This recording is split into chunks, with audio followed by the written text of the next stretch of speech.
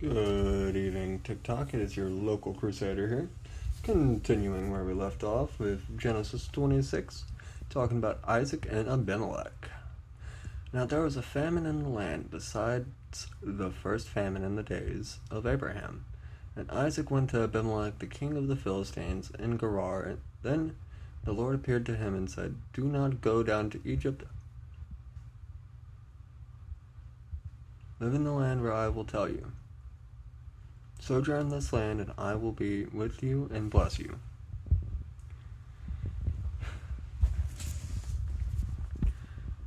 For to you and your seed I will give all these lands, and I will perform the oath I swore to Abraham your father. And I will make your seed multiply as the stars of heaven. And I will give your seed all these lands, and in your seed all the nations of the earth shall be blessed. Because Abraham your father obeyed my voice, and kept my charge, my commandments, my ordinances, and my laws. So Isaac dwelt in Gerar. Now, the men of this place asked about his wife, and he said, "She is my sister," for he was afraid to say, "She is my wife," lest the men of this place should kill him for Rebekah, because she was beautiful to behold. Now it came to pass, when he had been there a long time, and Abimelech, king of Gerar, looked through a window, and saw Isaac showing endearment to Rebekah his wife. Then Abimelech called Isaac and said, "Quite obviously she is your wife, so how could you say, 'She is my sister'?" Isaac said to him, "Because I said to myself, lest I should die on account of her." Thus Abimelech said, "Why have you done this to us?" Oh, Abimelech, going through this again. One of the people could have easily lain with your wife, and you would have brought guilt on us. So Abimelech charged all his people, saying, "He who touches this man or his wife shall surely be put to death." Then Isaac sowed in that land, and reaped in the same year 100-fold. And the Lord blessed him, and the man began to prosper, and continued prosperity until he became very prosperous, for he had herds of sheep and oxen and many fields. So the Philistines envied him. Now the Philistines had stopped all the wells his father's servants had dug up in the days of Abraham, his father, and they had filled them with earth. Then Abimelech said to Isaac, "Go away from us, for you are much mightier than we." Then Isaac departed from there, and pitched his tent in the valley of Gerar, and dwelt there. Again Isaac dug the wells of water they had dug in the days of Abraham, his father. So the Philistines had stopped them up after the death of Abraham.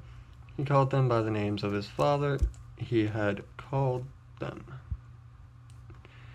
Also Isaac's servants dug in the valley of Gerar, and found a well of fresh water there. But the herdsmen of Gerar fought with Isaac's herdsmen, saying, "The water is ours." So he called the name of the well Injustus, because they quarreled with him. Then they dug another well, and they quarreled over that one also. So he called its name Enmity. Blah, that was tough. So he moved from there and dug another well, and they did not fight over it. Thus he called its name Room, because he said, "Now the Lord has made room for us, and has increased us in the land." Then he went up there from the well of oath, or from there to the well of oath. Now the Lord appeared to him the same night, and said, "I am the God of your father Abraham. Do not fear, for I am with you, and I will bless you and multiply your seed for my servant Abraham's sake." So he built an altar there, and he called on the name of the Lord, and he pitched his tent there. Then Isaac's servants dug a well. Then Abimelech came to him from Gerar with Ahuzath, his friend, and Phicol, the commander-in-chief of his army. Isaac said to him, Why have you come to me, since you hate me and have sent me away from you?" But they said, "We have certainly seen the Lord is with you." So we said, "Let there now be an oath between you and us, and let us make a covenant with you. Now you will do us no harm, since we have not touched you, and since we have done nothing to you. but good, and have sent you away in peace. You are now blessed of the Lord. So he made them a feast, and he ate and drank. Then they arose early in the morning and swore an oath with one another, and Isaac sent them away. They departed from him in peace, and it came to pass the same day.